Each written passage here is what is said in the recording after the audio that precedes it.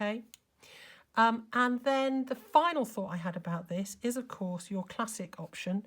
So here we've got terracing. Of course, this is least expensive.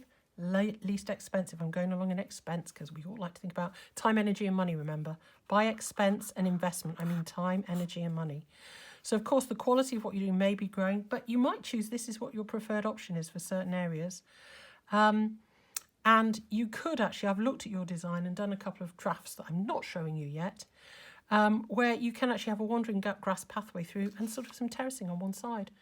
And then you just, I've seen some people do it with all sorts of red bricks and everything, but you'd border up near the pathway. So if the pathway is going through like that, and you choose to have this as your terraced area, you'd have to have your terraced area here, and you'd have a border around here to stop the soil flowing out onto the border. And of course, any guesses what your final option is? And it's getting smaller and smaller, and your curve is getting bigger and bigger as I move around the cube. You haven't guessed, have you?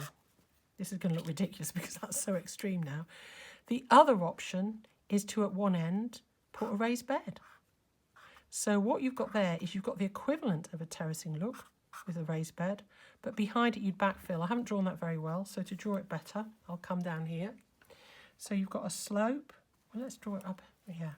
You've got a slope of your soil here. You've got, and again, you don't have to dig up your grass. You can leave it down to rot away underneath. And you'd build near your seating area, your paved area here, at the lower end, a raised bed. That could be 1 metre, it could be ½ a metre across, depending how big and what you want to grow in it, like this. Watch out, Spencer, you're in 3D. There'd be some steps coming up from your back door. You could have another small one the other side. I'm telling you some of my secrets now. And what would happen is this, to whatever level you need, that's why I said to you, I asked you the question, what's the differential in height between here and there? You would then use this metre here, metre high, or ½ a metre high. You can judge what you do, depending on the level here, to get yourself a really good thick tilth going across here. But remember, this end, near the house, where the rubble is lower down, is going to have more tilth for growing things in than this end here. This is going to be hot, drier and shallow, unless, of course, you put another... oh dear, I've not drawn that in perspective, have I? I'm not very good at drawing. I'm very good at pin men. You could put another one in here. Do you see what I mean? And then, except it wouldn't be there, it'd be further up. Okay? So you could have a couple of boundaries, and then again, you can have a tilth there. Or indeed, you could say, I want one here and one there to get me 2 different beds part way through. And this one would give you a nice fine bed here. You could leave this one out altogether, and you could put something here.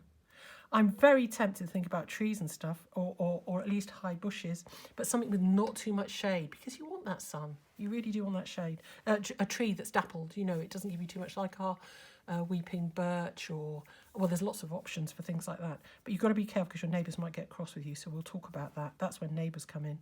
So just 4 possible solutions about slopes, and I've linked it with your rubble there. This one is minimal, but it's not going to address the thinness of this topsoil.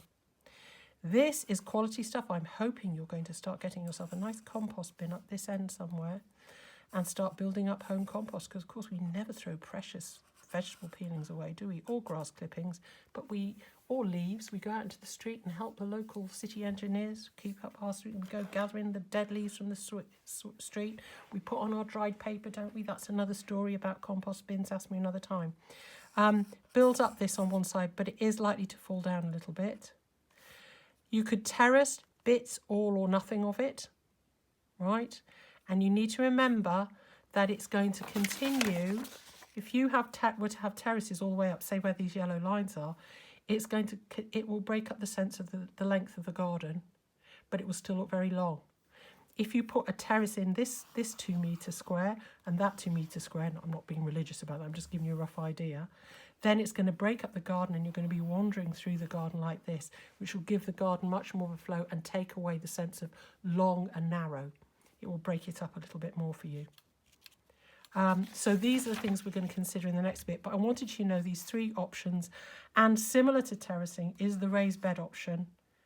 And the key with this is going to be choosing the right height of these containers here, these raised beds. Ditto here. One option is to go for something like, again, to be thinking in the back of your mind, are we going for wood to match the wood? Wood rots more easily than something that's more made of stone, or dare I say painted concrete, or even now you can get those tin troughs and they can age over time. But again, how's that going to work with your house?